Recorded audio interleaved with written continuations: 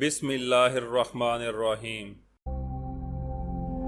قدیم زمانے کی جنگوں میں فتوحات کے بعد دشمنوں کے سر قلم کرنا تو عام روایت تھی، لیکن لگ بھگ 650 عیسوی قبل مسیح میں موجودہ شام اور عراق پر ایک بادشاہ حکومت کرتا تھا جو دشمنوں کو ایسی ہولناک سزا دیتا تھا کہ سن کر ہی انسان کانپ اٹھے۔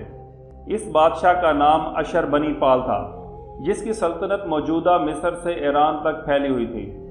653 قبل مسیح میں ہمسایہ سلطنت ایلم کے بادشاہ تیومن سے ایک متنازع علاقے پر اس کی جنگ ہوئی۔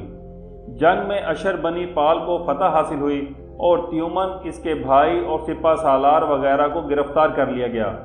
اس فتح پر عراق کے قدیم شہر نینوا میں واقع اشر بنی پال کے محل میں ایک شاندار جشن کا اہتمام کیا گیا۔ نینوا کا موجودہ نام موصل ہے، جو اس وقت اشر بنی پال کی سلطنت کا دارالحکومت تھا۔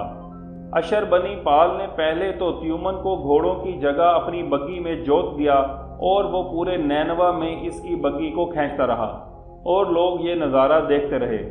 پھر اس کا سر قلم کر کے کئی ہفتے کے لیے شہر کے مرکزی دروازے پر لٹکا دیا گیا تاکہ اشر بنی پال کے دشمن اس سے عبرت حاصل کریں۔ اشر بنی پال نے تیومن کے بھائی کا سر قلم کر کے اس کی لاش کے چھوٹے چھوٹے ٹکڑے کر دیے تھے اور یہ ٹکڑے پوری سلطنت میں فتح کی یادگار کے طور پر تقسیم کیے گئے۔ سب سے ہولناک سزا اشر بنی پال نے سلطنت ایلم کے سپہ سالار کو دی۔ اس نے سپہ سالار کی زندہ کھال کھنچوا دی۔ یہ اشر بنی پال سمیت اس سلطنت کے تمام بادشاہوں کی طرف سے دشمنوں کو عام دی جانے والی سزا تھی۔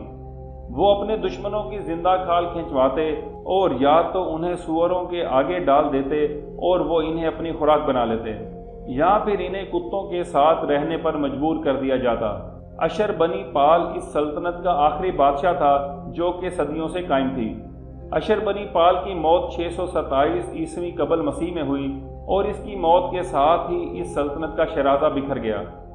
میں امید کرتا ہوں کہ آپ کو آج کی یہ ویڈیو پسند آئی ہوگی۔